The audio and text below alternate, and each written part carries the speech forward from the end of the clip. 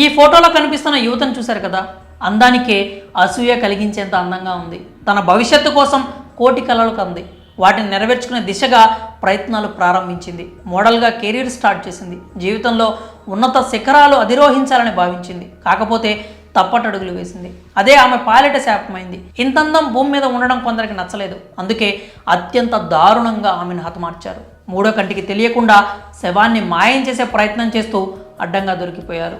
హర్యానాలోని గురుగ్రామ్లో ఈ దారుణం వెలుగు చూసింది. నగరంలోని ఓ హోటల్ గదిలో 27 ఏళ్ల యువతి దారుణ హత్యకు గురైంది. మృతురాలిని మాజీ మోడల్ దివ్య పహుజాగా గుర్తించారు. నిందితులు ఆమెను దారుణంగా హత్య చేయడమే కాక డెడ్ బాడీని మాయం చేసే ప్రయత్నం చేశారు. కానీ అడ్డంగా దొరికిపోయారు. హత్యకు గురైన దివ్య పహుజా మాజీ మోడల్ మాత్రమే కాక ఓ గ్యాంగ్స్టర్ గర్ల్ ఫ్రెండ్. అతడే సందీప్ గడోలి. అయితే గురుగ్రామ్ పోలీసులు 2016 ఫిబ్రవరిలో ముంబైలోని ఛత్రపతి శివాజీ అంతర్జాతీయ విమానాశ్రయం సమీపంలోని ఓ హోటల్లో ఉన్న సందీప్ను బూటకపు ఎన్కౌంటర్ పేరుతో చంపినట్లు ఆరోపణలు వచ్చాయి.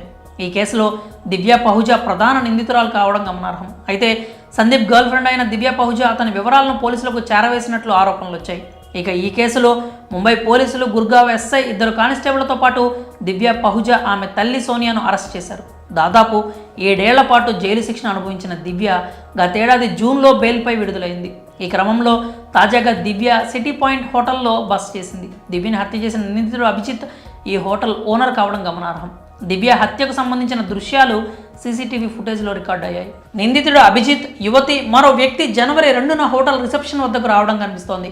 అక్కడి నుంచి 111వ నంబర్ రూమ్కి వెళ్లారు. ఆ తర్వాత ఏం జరిగిందో ఏమో ఎవ్వరికీ తెలియదు. కానీ రాత్రి అభిజిత్ మరికొంతమంది దివ్య మృతదేహాన్ని దుప్పట్లో చుట్టి ఆమె బస చేసిన రూమ్ నుంచి బయటకు లాక్కెళ్లడం, ఆ తర్వాత నిందితుడు హోటల్ నుంచి BMW కారులో పారిపోవడం సీసీటీవీలో రికార్డ్ అయింది. పోలీసులు మృతదేహాన్ని గుర్తించేందుకు పంజాబ్, ఇతర ప్రాంతాల్లో గాలింపు చర్యలు చేపట్టారు. అభిజిత్, అతడి హోటల్లో పనిచేసే ప్రకాష్ ఇంద్రజ్లు అనే మరో ఇద్దరిని కూడా గురుగ్రామ్ క్రైమ్ బ్రాంచ్ పోలీసులు బుధవారం అరెస్ట్ చేశారు. దివ్య హత్యకు స్కెచ్ వేసిన అభిజిత్ ఆమె మృతదేహాన్ని ఎవరికి దొరకకుండా పడేసేందుకు తన ఉద్యోగులకు 10 లక్షల రూపాయలు ఇచ్చినట్లు పోలీసులు తేల్చారు.